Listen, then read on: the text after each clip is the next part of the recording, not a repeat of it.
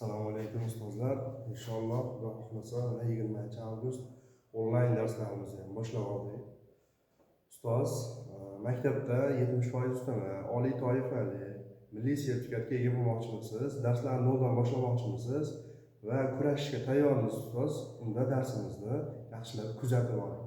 Albatta biz siz bilan oliy toifali 70% ustamaga ega bo'lamiz, hattoki milliy sertifikatlarni ham birgalikda qo'lga kiritamiz. Xo'p, fizika faniga marhabo ustozlar. Fizika yunoncha, ya'ni fuses yunonchadan olingan, ya'ni yunonchada fuses degani tabiat degani, fizika bu tabiat haqidagi fan degani ustoz. Biz siz bilan birgalikda tabiatni o'rganamiz. Xo'p, endi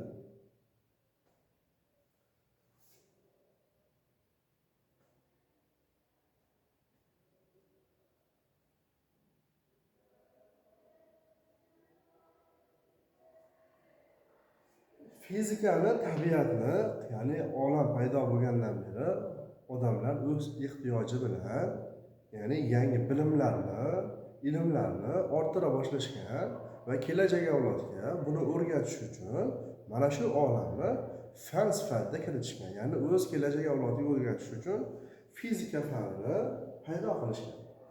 Ya'ni fizikani ustozlar biz 5 ta bo'limga bo'lib o'rganamiz. Ya'ni mana shu kungacha ya'ni fizikani 5 ta bo'limga bo'lib o'rganyapmiz. Fizika. Birinchisi mexanika, ikkinchisi molekulyar fizika, uchinchisi elektr va magnetizm, to'rtinchisi optika, beshinchisi ustozlar atom va yadro fizikasi. Ya'ni olimlar mana shunday borgan sari birma-bir bilimlarni nima qilishgan, paydo qilishgan va ularni tarixga yozib ketishgan. Va mana shu bilimlarni biz endi Xudo xohlasa osonlik bilan o'rganyapmiz. Ular butun umrini sarflagan bilimni kerak bo'lsa biz 1 yilda yoki 6 oyda yoki 2 yilda uzoq nima qilyapmiz? O'rganyapmiz. Endi demak qaytaraman, fizika nechta bo'limga bo'lib? 5 ta bo'limga bo'lib o'rgatiladi. Mexanika, molekulyar fizika, elektr va magnetizm, optika va atom va yadro fizikasi ustozlar. Qisqacha to'xtalib o'tib ketaman. Mexanika nimani o'rganadi? Demak, biz birinchi ongli ravishda nima qilganmiz? Harakatlanganmiz. Ya'ni qadim zamonlarda ham insonlar yaxshi yugurmasa, tez yugurmasa, yaxshi nayzalarni yasamasa, yaxshi qilichlarni yasamasa, hayotda kurash juda ham qiyin bo'lgan. Hayvonlar ham shu. Tezroq chopmasa bugun, tez harakatlanmasa och qoladi. Ya'ni mexanika degani nima qilish? Harakat qilish, harakat qonunlarini keltirib chiqarish va muvozanat shartlarini birgalikda barchasini o'rganuvchi bo'lim bu mexanika hisoblanadi. Ikkinchisi molekulyar fizika. Ko'zimiz oldimizda turli moddalarni ko'ramiz. Biz suv, moy, tog'lar, toshlar va hokazo, yog'ochlar, daraxtlar, demak, bularning barchasi juda mayda zarralardan iboratligi. Butunlay biz jismlarning ichiga kirib, ularning tarkibi nimalardan iboratligi va qanday harakatlanishini biz molekulyar fizikada gaplashamiz. Uchinchi bo'lim elektr va magnetizm. Ya'ni hozirgi kunda elektrsiz hech qanday ish harakatni bajarib bo'lmaydi. Elektr energiya bo'lmaganda albatta biz mana shunday onlayn darsimizni ham amalga oshira olmasdik. Nima uchun magnetizm? Chunki magnetsiz o'zgaruvchan tokni ham hosil qilib bo'lmaydi. Shuning uchun bu bo'limimiz aytiladi elektr va magnetizm bo'limi deydi. Optika. Yorug'liksiz ham, yorug'lik hodisalarisiz ham hozir hayot nima juda ham biz uchun qorong'u bo'ladi. Endi tunda agar yorug'liksiz bilasiz, hech bir ish harakatini bajara olmaymiz. Mashinalar yo'lni yoritadi, chiroqlar ko'chalarni yoritadi yoki ko'zoynaklar yordamida yoki teleskoplar yordamida, ya'ni optika yordamida biz butun olamni biz qo'limizga yetmagan joylarni ham o'rganishimiz mumkin. Va oxirgisi atom va yadro fizikasi. Ya'ni atom bu eng kichik bo'linma zarracha va nima? Uning markazida nima joylashgan? Yadro. Biz atom va yadroni juda ham ichiga kirib nima qilamiz? O'rganamiz. Hozirgi kunda bilasizlar, atom va yadro dunyo gigant davlatlarda shunday bombalar borki, har qanday davlatni nima qiladi? Qo'rqitadi. Biz mana shunda atom va yadro fizikasida mana atom va yadro haqida chuqurroq nima qilamiz, gaplashamiz. Zarrachalar haqida, zarrachalarning yadro reaksiyalari haqida gaplashamiz. Va davom etamiz. Mexanika ikki turga bo'linadi, ustoz. Mexanika birinchisi klassik mexanika, ikkinchisi relativistik mexanika. Klassik mexanika qanday? Klassik mexanikada hodisalar, jarayonlar barchasi yorug'lik tezligidan juda kichik tezlikda sodir bo'ladi. Va mana shu juda ham kichik tezlikda sodir bo'ladigan, ya'ni yorug'lik tezligidan juda ham kichik tezlikda sodir bo'ladigan hodisalar klassik mexanikaga bo'ysunadi.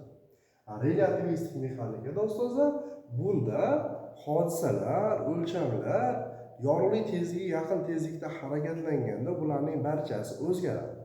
Shuning uchun yorug'lik tezligiga yaqin tezlikda hosil bo'ladigan hodisalar bularning barchasi relativistik mexanikaga nima qiladi? Bo'ysunadi. Ana endi biz klassik mexanika bilan gaplashamiz. Relativistik mexanikani oxiriga joylashtirib qo'yamiz. U haqida ko'p o'ylamaymiz. Ustoz, o'zi mexanika nima? Mexanikani o'zi tarjima qiladigan bo'lsak, ya'ni mashinaning ta'limoti degan. Mexanik o'z-o'zidan mashina. Endi albatta har bitta so'zga, ya'ni mexanika, fizika, matematika bular nima bo'ladi? Fan bo'ladi. Mexanika ham bu yerda fan sifatida keladi. Ya'ni biror bir bilimni o'rganadi. Mexanika shundayki, jismlarning harakat qonunlarini, ularni yuzaga keltirib chiqaruvchi sabablarini va muvozanat shartlarini birgalikda o'rganadigan bo'lim bu nima hisoblanadi? Mexanika hisoblanadi. Xo'p, mana mashina ta'limoti, ya'ni jismlarning harakat qonunlarini, tenglamalarini, harakatni kelib chiqish sabablarini va muvozanatda bo'lish shartlarini ustozlar biz mexanika bo'limida o'rganamiz.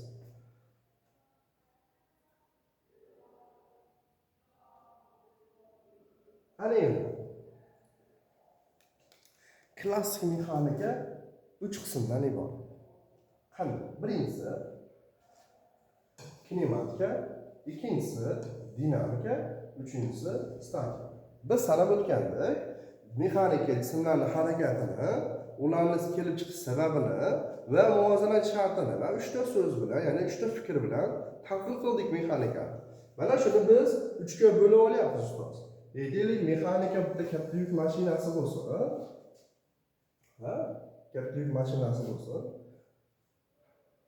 to'g'risi biroz mashinaga bog'liq ham emas. Mashinaga bog'liqlik tarafi qanday? Hammasi mexanik jism. Ya'ni aytishingiz mumkin, bundan bular kelib chiqmaydi deb, yo'q, bular bundan kelib chiqmaydi. Bularning bog'liqlik tarafi, bularning hammasi ustozlar mexanik jism. Chunki mashina ham o'z muvozanat holatini saqlagan holatda yoki kuch ta'sirida harakatlanadi yoki-da harakatni hosil qiladi ustozlar. Mexanikani birinchisi aytyapmiz, bu kinematika. Kinematika o'z harakatlanaman, harakatni hosil qilaman degani so'z.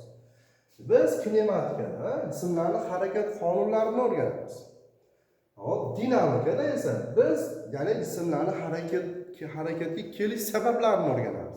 Harakatga keltirib chiqaruvchi sabab nima? Bu kuch yoki massa. Aytamiz, ikkita o'quvchi qo'lida biri 10 kilogramli, ikkinchisi 5 kilogramli toshni ko'tarib turibdi. Qaysi biri qo'lidan toshni birinchi tushirib yuboradi deganda 10 kilogramli toshni ko'tarib turgan bola toshni birinchi tushirib yuboradi. Sabab uning massasi og'ir bo'lganligi uchun, ko'p bo'lganligi uchun va massasi ko'p jismga og'irlik kuchi ham ko'proq ta'sir qilganligi uchun u birinchi bo'lib qo'lidan toshni nima qilib yuboradi? Tushirib yuboradi. Ya'ni o'sha toshning harakatga kelishining sababi bu kuch yoki massa bo'ladi. Endi yana keyingisi shu ikkala o'quvchi toshni nimada ushlab turibdi? Muvozanatda ushlab turibdi. Va biz mexanikada shu toshni muvozanatda bo'lish shartini ham o'rganamiz. Shuning uchun mana qanday tarozini ham keltirib qo'yganman. Buning ishlash prinsipi, ya'ni muvozanat shartiga bo'ysunadi ustozlar.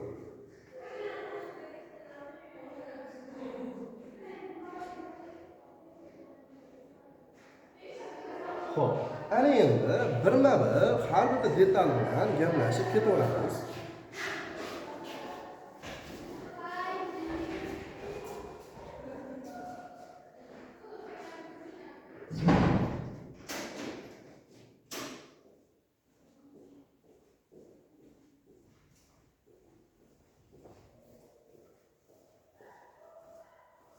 qaytdim. Kinematika. Kinematika degani o'zi yuqorida gapirib o'tib ketdimki, kinematika bu harakatlanaman degani, harakatni hosil qilaman degani. Va harakatlanish natijasida juda ko'p fizika tariflarni yoki juda ko'p ma'lumotlarni, bilimlarni, qonunlarni o'rganamiz. O'z harakatimizda qonunlarni, tenglamalarini hosil qilamiz.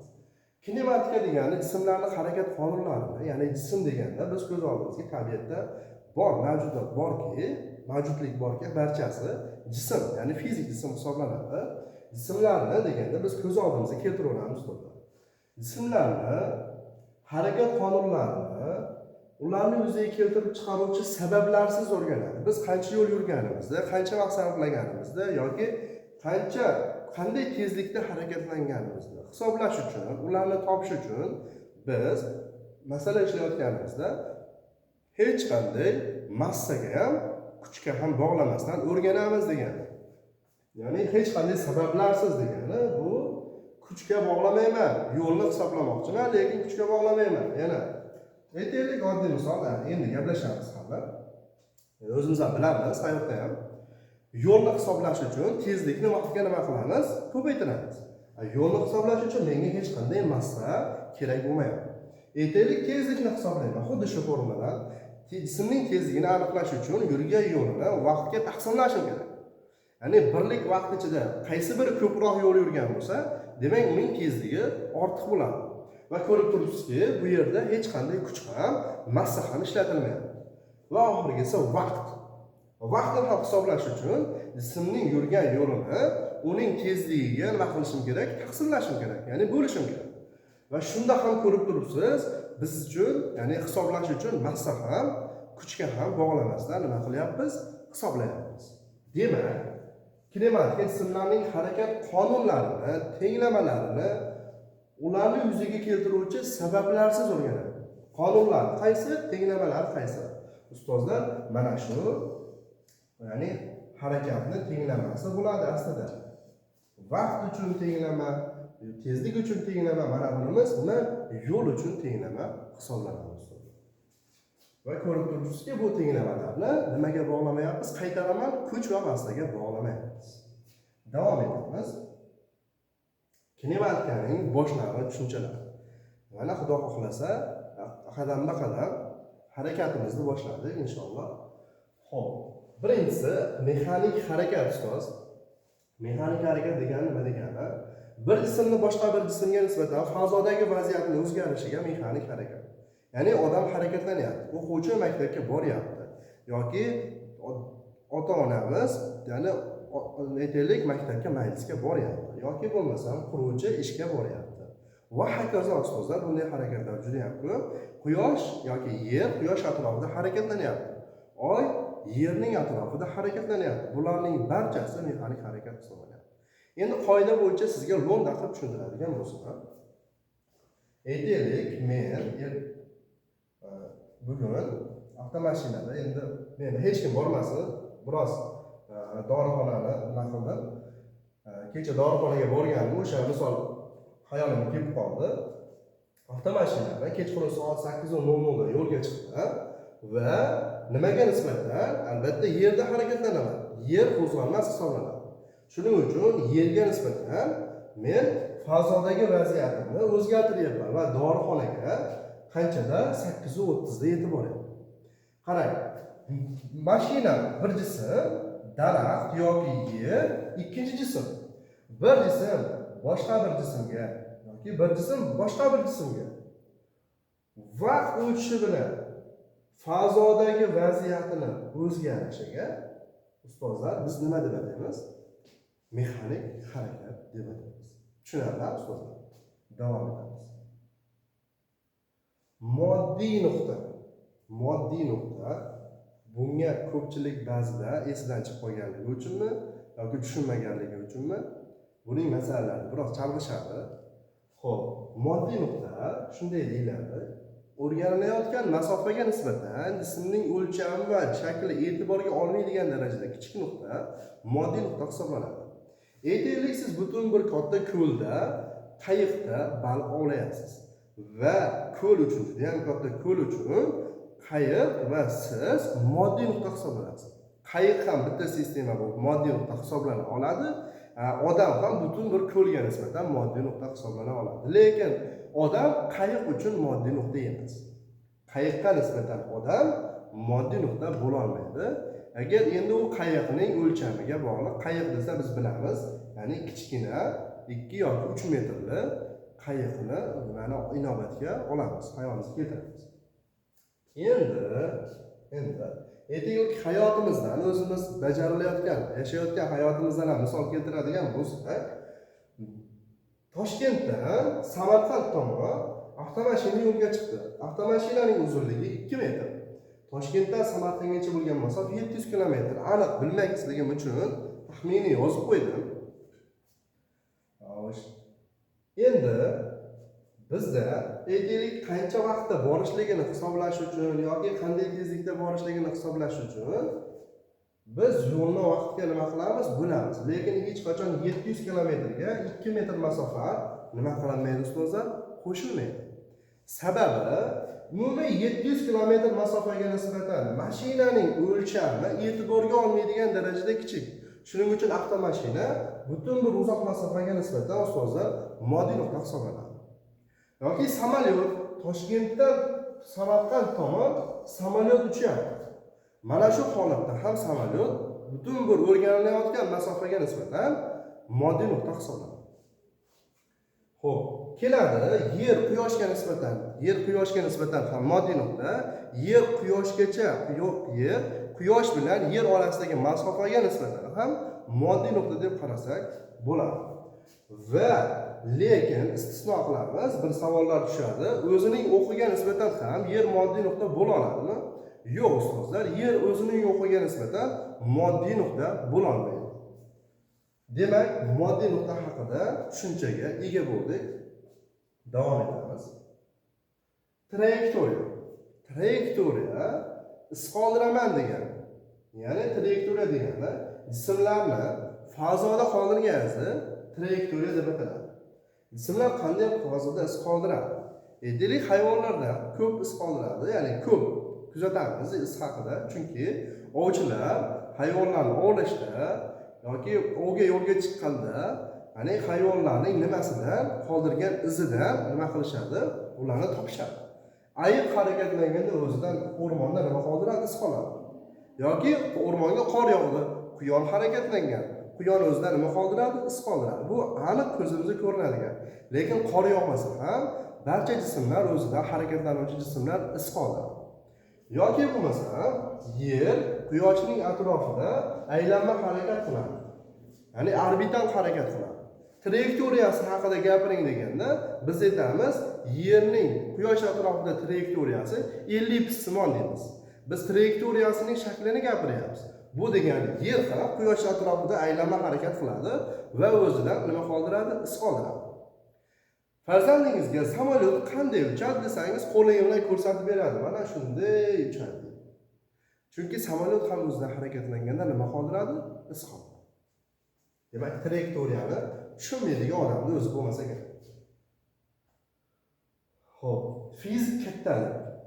Qarab turibmiz, ya'ni o'rganyapmiz fizikani, tabiatni o'rganyapmiz, tabiatdagi jismlarni ko'ryapmiz, ular haqida mushohada qilyapmiz. Endi ular haqida taqqoslashni ham boshlaymiz. Ya'ni bir-biri bilan qanday taqqoslaymiz? Hajmi jihatdanmi, ko'rinish jihatdanmi, rang jihatdan? Fizika va matematikada ularning bir-biri bilan taqqoslash asosan qanday jihatdan bo'ladi? Miqdor jihatdan bo'ladi. Shuning uchun biz har bitta tabiatning ko'rinishiga, xarakteriga, harakatiga nima kiritamiz? Miqdoriy o'lchovini kiritamiz ustoz. Ya'ni fizik kattalik degani shuki, fizik kattalik materiyaning harakat shakllarini miqdor jihatdan o'lchovchi, xarakterlovchi, harakatga keltiruvchi fizik kattalik. Bu nima deyiladi? Fizik kattalik deyiladi. Ya'ni kattalik fizik kattalik deyiladi. Endi misol uchun shakllar olaylik. Tabiatdagi shakllarni aytamiz, uyimizning eni bor, bo'yi bor, uzunligi bor deymiz. Ya'ni uyni biz o'lchamlar bilan belgilayapmiz. Nima bilan? Fizik kattalik. Qanday? Uzunligi o'lchov birligi bilan umumiy holatda. Uzunligi 4 metr, eni 5 metr, balandligi aytaylik 3 metr deb aytamiz. Demak, bu tabiatning bir ko'rinishini miqdoriy jihatdan harakatga keltiryapmiz ustoz. Yoki bo'lmasa uyimizga salkam 2 tonna bo'lgan yuk olib kelindi. Ya'ni yuk nima? Misol uchun 2 tonnalik idish olib keldik. Bu nimasi haqida gapiryapmiz? Uning og'irligi, massasi haqida gapiryapmiz. Uni og'irligi jihatdan biz harakatga keltiryapmiz, xarakterlayapmiz. Endi nimaga xarakterlash bilan harakatga keltirish ko'p takrorlayib turganligimning sababini aytsam, xarakterlash degani harakatga keltirish degani. Misol uchun biror bir jismni harakatga keltiramiz. Qanday harakatga keltiramiz? Ya'ni rangi jihatdan, rangi mana bunday. Ko'rinishi jihatdan, shakli jihatdan, og'irligi jihatdan uni xarakterlaymiz.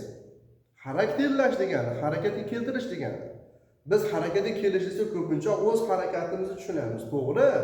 Lekin aslida jismlarning harakati tish turish ham harakat hisoblanadi. Harakatning shakliga qarab u nima bo'ladi? Rangli bo'ladi, rangsiz bo'ladi, shakl jihatdan farq qiladi. Ya'ni bizga o'zini namoyon qiladi. Qanday namoyon qiladi? Xarakteri bilan, harakati bilan namoyon qiladi. Xo'p, demak, suyuqlikni misol, 1 litr suyuqlik olamiz, 1 litr, yarim litr Pepsi ichamiz deymiz yoki kola ichamiz deymiz. Xo'p, shunda ularni nimasi bilan o'lchaymiz? Hajmi bilan o'lchaymiz. Hatto suyuqlikni ham miqdori hisoblaymiz. Demak, tabiatda bunaqa miqdor jihatdan hisoblaydigan ma'lumotlar juda ham ko'p. Shuning uchun biz fizik kattalikni o'rganamiz. Har bitta jarayon uchun o'zining fizik kattaligi mavjud. Xo'p, fizikada ustozlar 7 ta asosiy fizik kattalik bor. Fizikada 7 ta asosiy fizik kattalik aytiladi. Xalqaro birliklar sistemasi. Nima uchun xalqaro birliklar? Chunki hamma dunyoda, deylik, butun bizning olamimizda turli millat, turli xalqlar bor, turli tilga ega, turli madaniyatga ega, lekin olam bitta. Tabiat bitta. Shuning uchun ularning bilimi umumiy. Ularning o'rgangan bilimi nima? Umumiy. Shuning uchun ular tabiatda o'zi mavjud bo'lgan 7 ta asosiy fizik hodisani nima qilishadi? Fizik kattalik bilan umumiy holatda birgalikda butun olam xalqlar uchun 7 ta asosiy fizik kattalikni qabul qilishadi va ularga 7 ta asosiy fizik birlikni ham qabul qilishadi. Ketdik. Endi bu deyiladi, mana o'zbek tilida xalqaro birliklar sistemasi, ingliz tilida System International, agar sistemni noto'g'ri yozgan bo'lsam, menga uzr. Xo'p. Bu 7 ta asosiy fizik kattaliklar qaysi? Bular. Ya'ni mana kattaliklar, bu yerga kattaliklar yoziladi, ya'ni birligining nomi va o'sha birligini nimasi? Belgilanishi. Fizik kattalikning belgisiga kelsak, u darslar mobaynida gaplashamiz. Uzunlik birinchisi birligi metr, qisqartirib m yozamiz, kichkina. Massa birligi kilogramm qabul qilingan. Mana bunday kg bilan qisqartirib yozamiz. Vaqt birligi sekund va kichkina s harfi bilan nima qilinadi? Belgilanadi. Tok kuchi birligi amper, qisqartirib yoziladi. Va keyingisi temperatura, ya'ni issiqlikni, haroratni bildiruvchi fizik kattalik, bu Kelvin. Qisqartirib nima yoziladi? K yoziladi. Moddaning miqdorini ko'pchilik tushunmaydi. Har qanday moddaning o'zining miqdori bor, gaplashyapmiz mana. Lekin molekulyar fizikada moddaning miqdori qanday desa, qisqacha gapirib o'tib ketaman. Misol 1 karobka deb aytamiz. 1 karobkaning ichida nima bo'lishi mumkin? Yong'oqmi, olmami, bexmi, mevami yoki boshqa mahsulotmi, to'g'rimi? Aytamiz 1 qozon ovqat deymiz. O'sha suyuqlikni, moddani nimasi haqida gapiryapmiz? Miqdori haqida gaplashamiz. Va molekulalarda uning birligi mol deb o'lchanadi. Ya'ni mol deymiz, ya o'qilishi nima bo'lar ekan? Mol deb o'qiladi. Va oxirgisi bu yorug'lik kuchi. Birligi kandela. Kandela so'zining ma'nosi shag'al degani, ya'ni sham. Qisqartmada k da yoziladi. Ya'ni bitta shamni yoritish qobiliyati aytiladi yorug'lik kuchi deb ataladi. Davom etamiz ustozlar. Demak, fizik kattalikni o'zining belgisi bor. Aynan bir harf bilan nima qilinadi? Belgilanadi. Kuchni F harfi bilan yoki aytaylik uzunlikni el harfi bilan, vaqtni t harfi bilan tagdan olingan. Shunday qilib, shunday o'zini maxsus belgilar bilan, xoh grekcha belgilar bilan, harflar bilan yoki lotin alfabetlari bilan ham belgilaymiz. Katta yoki kichik bo'lishi mumkin, lekin eng ko'p uchraydigani fizik kattaliklar katta harflarda belgilanadi. Xo'p. Endi mana fizik kattaligi haqida gaplashganligimiz uchun mavzularimiz fizik kattaliklar boshlanib ketdi. Birinchi o'rganishimiz kerak bo'lgani bu yo'l. Chunki albatta ertalab turamiz, nimani bosib o'tishni boshlaymiz? Yo'l bosib o'tishni boshlaymiz. Yo'l nima? Yo'l bu trayektoriyani o'zligi. Jismni qoldirgan o'lchab chiqsa, uning bosib o'tilgan masofasi nima deyiladi? Yo'l deb ataladi. Yo'l skalar kattalik bo'lib, asosan S harfi bilan belgilanadi, lekin L harfi bilan yoki H harfi bilan belgilasak bo'laveradi. Balandlikda ko'pincha H, ko'prikning uzunligi 50 metr deganda, uzunlikni 50 metr olamiz va u jismning harakatlanish masofasi ham bo'laveradi. Demak, yo'l degani jismlarning trayektoriyasini, o'lchami, uzunligi yo'l deb ataladi. Demak, yo'lning birligi metr qabul qilingan. Yo'lning birligi nima qilingan? Metr qabul qilingan. Lekin biz metrni aytaylik 100 ta bo'lakka bo'lsak, santimetr hosil bo'ladi. 1000 ta bo'lakka bo'lsak, millimetr hosil bo'ladi. 10 ta bo'lakka bo'lsak, ustozlar detsimetr hosil bo'ladi. Bu degani yo'lni mana shunday birliklarda, hattoki nimani metrni 1000 bo'lakka ko'paytirsak, 1000 ta metrni hosil qilsak, u 1 kilometrga teng bo'ladi. Bu degani yo'lning birligi metr, detsimetr, santimetr, millimetr, hatto kilometrlarda ham o'lchanadi desak bo'ladi. Davom etamiz. Ko'chish, ustozlar, ko'chish nima? Ko'chish ham o'z aslida yo'l.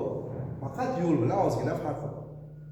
Ko'chish jismning harakatlanayotgan, harakatni boshlamoqchi bo'lgan jismning boshlang'ich nuqtasi bilan harakatning oxirgi nuqtasini tutashtiruvchi ustozlar yo'nalishga ega bo'lgan kesma nima deyiladi?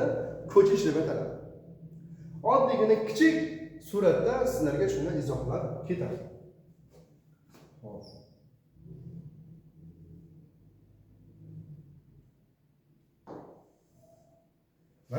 Mana bu uy. Bu uyda o'quvchi maktabga yetib borish kerak. Biz ota-onamiz nima deydi? To'g'ri yo'ldan borib, tekis yo'ldan borib, tekis yo'ldan keyin oyog'ingni suvga tushirmagin deydi. Lekin shu ota-onamiz aytganini qilmasdan, agar qiladigan bo'lsa, to'g'ri yo'lda yursak, uzoq masofa yurib, ko'prikni o'tib yetib kelishimiz kerak. Va bizni bu uzoq yo'lni yurishimizga olib keladi. Bu yo'l hisoblanadi. Ko'chishchi bizni dangasaligimiz tutib, suzishni o'rganib olganmiz. Ertalabda shamollaysan desa ham, o'quvchi nima qiladi? Ya'ni fizikada ko'chish mavzusini yaxshi o'zlashtirgan bo'ladi. Ko'chsa masofadan yutadi. Chunki ko'chish degani bu eng qisqa masofa degani. Jismni boshlang'ich nuqtasi uyi va oxirgi nuqtasi maktab. Ekalar maktab bilan uyning o'rtasida nima bor ekan? Kanal bor ekan. Kanalga kiyimlarni paketga mahkamlaydi, chunki paket kiyimlariga suvni o'tkazmaydi. Kanalga bir kalla tashlab tushimini bemalol kanalning nariga tarafiga o'tadi. Va u maktabga borish uchun eng qisqa masofadan foydalanadi. Yo'nalishga ega bo'lgan kesma ustozlar. Egri chiziqli bo'lmaydi, to'g'ri chiziqdan iborat bo'ladi. Va mana shu masofa ustozlar ko'chish deb ataladi. Ko'chish bilan yo'lning farqi nimada? Ko'chish eng qisqa masofa. Doim ko'chish yo'ldan kichik bo'ladi. Va aslida ko'chish endi bu yo'nalishga ega kesma deganligimiz uchun bu ko'chishni biz vektor kattalik deb ataymiz. Ko'chish vektor kattalik bo'lib, ko'chishni ham biz masofa deyapmiz u. S harfi bilan, L harfi bilan yoki nima? H harflari bilan ham belgilaymiz. Uning ham birligi metr, millimetr, detsimetr, kilometrlarda, millimetrlarda o'lchanadi. Ularning farqi shundaki, yo'l har doim ko'chishdan katta bo'ladi. Xo'p. Ya'ni ko'chishni yo'nalishi bilan son qiymati ham ahamiyatli, lekin nimada? Yo'lda yo'nalish ahamiyatsiz. Xo'p, qarang, bundan ko'rinadiki, bu ikkita fizik kattalikni o'tganimizda bundan ko'rinadiki, fizik kattalik nechaga bo'linadi? Ustozlar, ikkiga bo'linadi. Birinchisi skalar kattalik. Skalar kattalik degani nima degani? Faqat son qiymatligini aniqlasak, fizik kattalikni bu skalar kattalik. Ya'ni bizga uning yo'nalishini ahamiyati yo'q. Uni faqat miqdorini aniqlaymiz. Ana bu yerdagi aytaylik, mashinada ketayotgan yukning massasi 4 tonna. Uning yo'nalishini ahamiyati yo'q. Bizga uni faqat massasi kerak. Shuning uchun massa bu skalar kattalik. 400 metr yo'l yurdi. Qancha yo'l yurgani kerak, qayerga borgani emas. Shuning uchun yo'l skalar kattalik. Va hokazo ustozlar, vaqt ham skalar kattalik. Ya'ni vaqt haqida endi gaplashamiz. Vaqt ham skalar kattalik. To'g'ri, vaqt doim oldinga qarab harakatlanadi. Chunki yoshimiz ham doim kattalashadi, kichiklashmaydi. Lekin bu yo'nalish emas bu. Bu yo'nalish emas. Bu miqdorning o'sishi. Xo'p, miqdorning o'sishi yo'nalish hisoblanmaydi. Yo'nalish albatta qayergadir yo'nalgan o'sha fizikada. Ya'ni bu yerda skalar kattalikka yo'l, biz o'rgangan fizik kattaliklarda yo'l nima hisoblanadi? Skalar kattalik hisoblanadi. Uni faqat son qiymatligina ahamiyatli, yo'nalishi ahamiyatsiz. Ikkinchisi vektor kattalik. Endi biz fizik kattaliklarda ham yo'nalishi ahamiyatli, ham son qiymati ahamiyatli. Bu degani biz yo'nalishni ham o'rganamiz, uning nimasini, miqdorini ham o'rganamiz. Aytaylik, biz o'rgangan fizik kattaliklarda ko'chish bu vektor kattalik hisoblanadi. Haligi o'quvchi eng qisqa masofani nima qilyapti? Tanlayapti, qaysi tomonga, maktab tomonga. Va o'sha eng qisqa masofa bo'ylab yuryapti. Shuning uchun ko'chish nimaga ega, yo'nalishga ega. Aslida vektor kattaliklarda yuqori qismiga vektor belgisi qo'yish kerak. Lekin biz fizik kattalikni tushunganligimiz uchun masala yechishlarda bu fizik kattalik yuqorisiga vektor belgisini qo'ymay ketamiz. Yoki bo'lmasam, vektor kattalikka eng zo'r tushunarli misol bu kuch. Oddiygina misol, eshikni tutqichiga biz kuch ta'sir etamiz. Eshikni ochish uchun kuchni yo'naltiramiz qayergadir. Tashqariga yopish uchun kuchni ichkariga yo'naltiramiz. Mana shu. Eshikni ochish uchun men uni tashqariga kuchni nima qilyapman? Yo'naltiryapman. Va eshik ochilyapti. Kuchni yo'naltiryapman. Eshik tutqichini mahkam qisib olsam, u yerda nima bo'lmaydi? Eshik ochilmaydi. To'g'rimi? Demak, bu kuch ham qanday kattalik? Vektor kattalik. Hali tezlanishlardan o'tamiz, ular ham vektor kattalik. Hali vektor kattaliklar juda ham ko'p. Hozir bizga ko'paygan narsalar ko'chish va biz eng ko'p foydalanadigan kuchimiz ham vektor kattalik. Eng tushunarlisi oddiygina eshik. Eshikni ochib ko'ring, yo'nalishini ochamiz. Uni yuqoriga yoki pastga tortmaymiz. Gorizontal yo'naltiramiz. Shundagina eshik nima qiladi? Ochiladi. Ham gorizontal yo'naltirishning o'zi kifoya bo'lmaydi. Uni o'sha kuchning miqdori bilan nima qilamiz? Tortamiz. Biz ocha olgan eshikni 1 yasharli farzandimiz ocha olmaydi. Chunki uning kuchining miqdori yetmaydi. Ko'ryapsizmi? Ham yo'nalish ahamiyatli, ham uni miqdori ahamiyatli. Xo'p, ana endi sizlar bilan ustoz gaplashishimiz kerak bo'lgan narsa bu vaqt. Bizga hozir eng foydalanishimiz keragida ushlab mahkam foydalanishimiz kerak bo'lgan narsa nima? Vaqt. O'zimiz uchun vaqt ajratishimiz kerak. Boshida gaplashamiz. Vaqt nima? Vaqt bu ustoz fazoni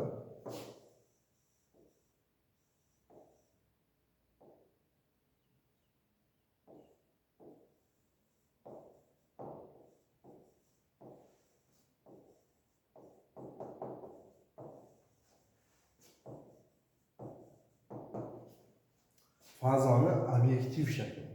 Yoki vaqt bu nisbiy tushuncha. Chunki vaqtni na ushlay olamiz, na ko'ra olamiz, na uni to'xtata olamiz. Shuning uchun u qanday tushuncha? Nisbiy tushuncha. Fazoning obyektiv qismi. Vaqtni mavjudligini fazosiz tasavvur qilamiz. Fazoni ham vaqtsiz tasavvur qilamiz. Ya'ni vaqt o'tmasa fazo ham namoyon bo'lmaydi bizga. Demak, vaqt fazoni obyektiv shakli ekan. Vaqt hech qanday qoida yoki teorema talab qilmaydi. Vaqt bu, qaytaraman, nisbiy tushuncha. Ko'ra olmaymiz, ushlay olmaymiz, uni nima qila olmaymiz? To'xtata olmaymiz. Vaqt skalar kattalik bo'lib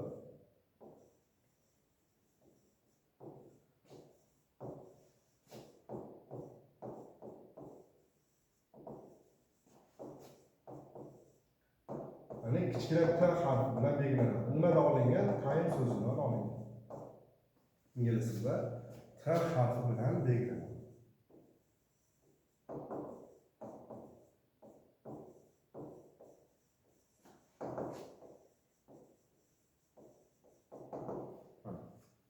T harfini belgilanadi. Ya'ni aytamiz, vaqtning birligi qilib sekund qabul qilingan.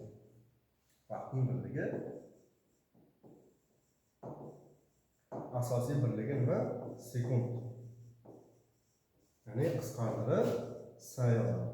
Lekin vaqtni bitta sekundimizdan 60 tasini hosil qilsa, 60 ta sekundimiz o'zida nechta minut bo'ladi?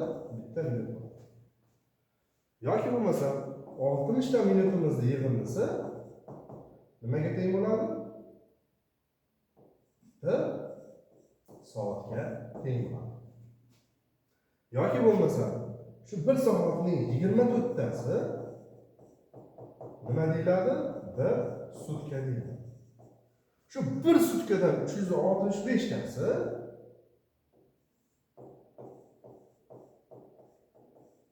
nima deyiladi? 1 yil deyiladi. 1 yildan 100 tasi necha yil deyiladi? 1 asr deyiladi. Demak, vaqtning birliklari sekund, minut, soat, sutka, hafta, oy, yil va hokazo asrlar barchasi vaqtning birligi hisoblanadi. Demak, vaqt haqida mana shunday ma'lumotlarga egamiz. Vaqtni xossalari.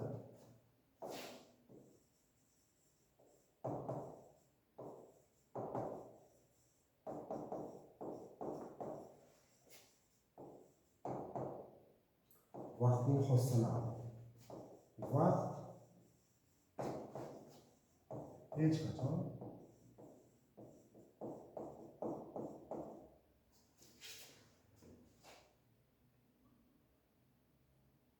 manfiy qiymat qabul qilmaydi.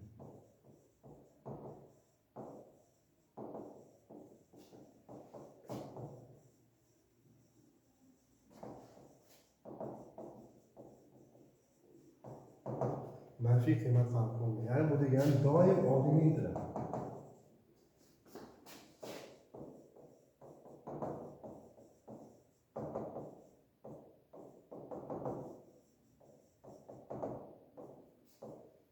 Hech birimizning yoshimiz pasaygani yo'q, ya'ni kichiklashgani yo'q, doim yoshimiz ulug'lashyapti, kattalashyapti. Bu vaqt doim qayerga qarab? Oldinga qarab intiladi. Bu oldinga qarab intilishi hech qachon manfiy qiymat qabul qilmasligini bildiradi. Vaqt fazo bilan uzviy bog'liq.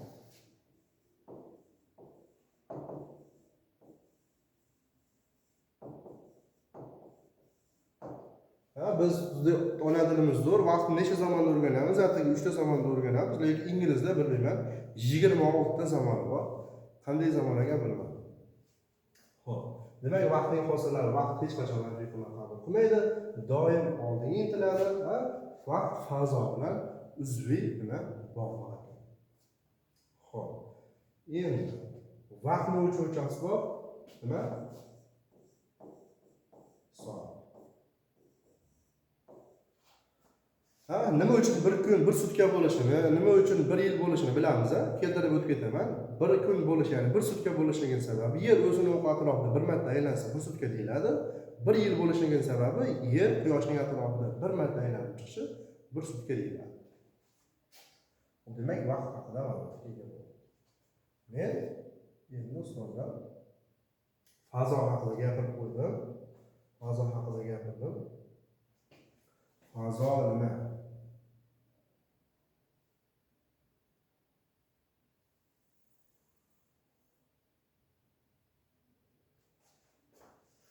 Fazoni gapirishdan oldin materiya haqida gapirib ketaman.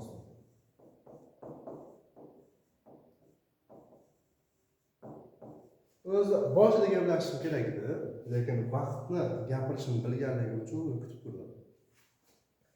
Materiya bu sodda qilib aytaman, ustozlar. Materiya bu borliq. Borliqni qara deymiz-ku, ya'ni borlikni ko'rsatamiz. Hayotda mavjudlikni ko'rsatamiz. Ya'ni olamda mavjudligi, borligi bu materiya hisoblanadi. Galaktikalar, sayyoralar, butun bir 18 ming olam, yer, hammasi bu borliq hisoblanadi. Bu materiya ustozlar cheksiz, chegarasi yo'q.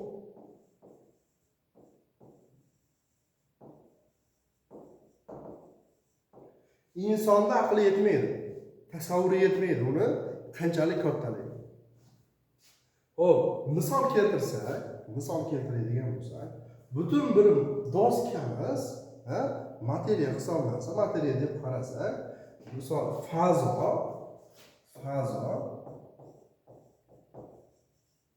fazo materiyani bir bo'ladi.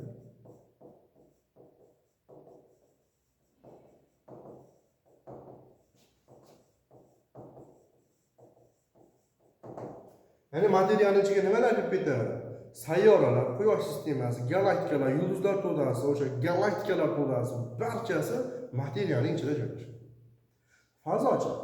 Fazo materiyaning atigi bir bo'ladi. Men butun bir materiya deb hisoblasam, atigi tirnog'imning uchi, mana shu tirnog'imning o'zi fazo hisoblanadi. Shu fazoda nimalar joylashgan? Shu fazoda quyosh sistemasi joylashgan, yulduzlar joylashgan, yer sayyorasi joylashgan. Demak, butun ko'rib turgan borlig'imiz fazo ekan. Endi tasavvur qiling, materiya qanchalik katta. Yoki doska butun bir materiya hisoblansa, mana bu kichkinagina to'rtburchagimiz nima hisoblanadi? Fazo hisoblanadi. Shu fazoda biz yashaymiz. Demak, ustozlar, mana shu materiya fazo deyiladi. Fazo 3 o'lchamli hisoblanadi. Fazo 3 o'lchamli hisoblanadi. Yani matematik ifodalaydigan bo'lsa, y, x, z. Yoki bu x, y ni z ni ko'rsatmoqchi bo'lsangiz, xonaning uchini misol keltirishingiz mumkin. Bu xonaga kirib, xonaning bitta uchida, ya'ni bitta qirida materialni 3 o'lchamli mavjud. Xo'p. Mana shunday. Xo'p, demak, materiya 3 o'lchamli. Harakatdan bilamiz buni. Xo'p, harakatdan bilamiz. Ya'ni aytaylik, oldinga, orqaga bitta o'lcham deyiladi, o'ngga, chapga ikkinchi o'lcham deyiladi, yuqoriga va pastga uchinchi o'lcham deyiladi. Bunda harakatlanadigan jismlar bormi? Biz o'sha ikki o'lchamli fazoda harakatlanamiz, ya'ni oldinga, orqaga, o'ngga, chapga harakatlana olamiz. Lekin shunday hayvonlar yoki hasharotlar borki, misol uchun baliqlarni misol keltirdik. Baliq suvda xohlasa oldinga, orqaga yoki o'ngga, chapga yoki yuqoriga, pastga bemalol 3 o'lchamli fazoda harakatlana oladi. Lekin biz unday emas, ucha olmaymiz-da. Yerdaga kirsak ham nima qila olmaymiz? Ucha olmaymiz. To'g'ri, uchishimiz mumkin, vertolyot yoki boshqa orqali. Shundagina biz 3 o'lchamli fazoda harakatlanishimiz mumkin. Lekin hozirgi paytda men faqat 2 o'lchamli fazoda harakatlana olaman, 3 o'lchamli fazoda harakatlana olmayman. Demak, ustozlar, fazoni ham cheksiz chegarasi ekan va necha o'lchamli bo'lar ekan? 3 o'lchamli bo'lar ekan. Menimcha darslarimiz sizga tushunarli bo'ldi degan umiddaman. Savollar bo'lsa bemalol murojaat qilishingiz mumkin.